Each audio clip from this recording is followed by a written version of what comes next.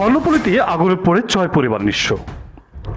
চট্টগ্রামের কর্ণফুলী উপজেলার শিকলবহার 4 নং ওয়ার্ডস্থ শাহ ওহেদিয়া পাড়ায় আগুনে পড়ে 6 পরিবারের কাঁচা ও আধা পাকা পরিবার বশীভূত হয়েছে। এতে পরিবারের লোকজন বের হতে পারলেও ঘর থেকে বের করা সম্ভব হয়নি কোনো আসবাবপত্র।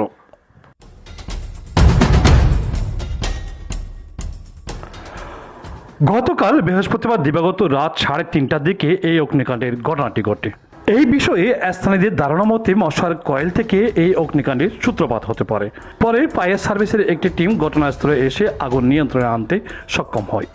ক্ষতিগ্রস্ত পরিবারগুলোর মধ্যে হল মোহাম্মদ ইব্রাহিম, মোহাম্মদ শফিক, মোহাম্মদ ইসহাক, মোহাম্মদ আব্দুল মান্নান, মোহাম্মদ আব্দুল শুকুর ও মোহাম্মদ আবুল কালামের পরিবার।